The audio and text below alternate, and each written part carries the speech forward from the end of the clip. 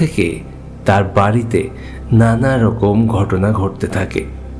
তো সেই ঘটনাটাই আজকে এখানে তুলে ধরা হয়েছে।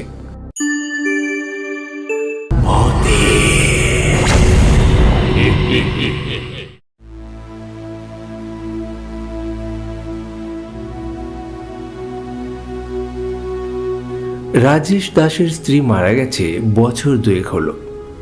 ঘরের কাজকর্ম করবার জন্য সে বাড়িতে কাজের লোক রাখে, কিন্তু প্রতিটা কাজের লোকই 2-1 দিন কাজ করার পর আর কাজ করতে চায় না, সে বাড়ি ছেড়ে চলে যায়।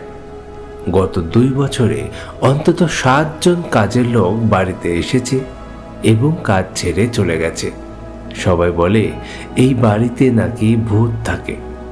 শোনা যায় তার স্ত্রী নাকি বিষ খেয়ে আত্মহত্যা করেছিল। রাজেশের সাথে তার স্ত্রীর সম্পর্ক খুব একটা ভালো ছিল না, প্রায়ই নাকি তাদের স্বামী স্ত্রীর মধ্যে ঝগড়া ঝামেলা লেগেই থাকত। এবং একদিন তার স্ত্রী বিষ খেয়ে আত্মহত্যা করে। কি কারণে আত্মহত্যা করেছিল, কেন করেছিল, এই সমস্ত কিচ্ছু কেউ জানে না। কিন্তু তার স্ত্রীর মৃত্যুর পরে এই বাড়ির এইরকম অবস্থা হয়।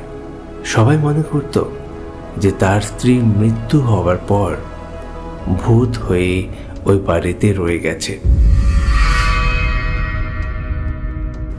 দোতলা বাড়ি। রাজেশ তার ছোট্ট মেয়েকে নিয়ে নিচ তলার একটা ঘরে থাকত। দোতলাটা সম্পূর্ণ ফাঁকায় পড়ে থাকত, আর সেখানেই নাকি ছিল যত রহস্য। এলাকার লোকেরা বলে রাত্রিবেলা ওই বাড়ির সামনে দিয়ে যেতে অনেকেই ভয় পায়, বিশেষ করে ওই ব্যালকনি।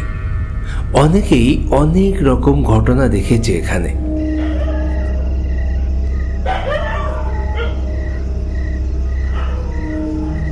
পাশের বাড়ির ছেলে বিকাশ একবার একটা কাজে শহরের বাইরে গিয়েছিল। বাড়ি ফিরতে তার অনেকটা রাত হয়েছিল।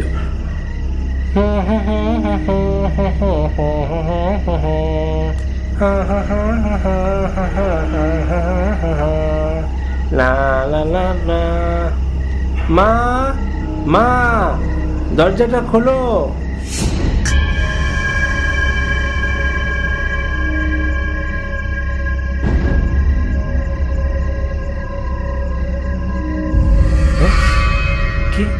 কে?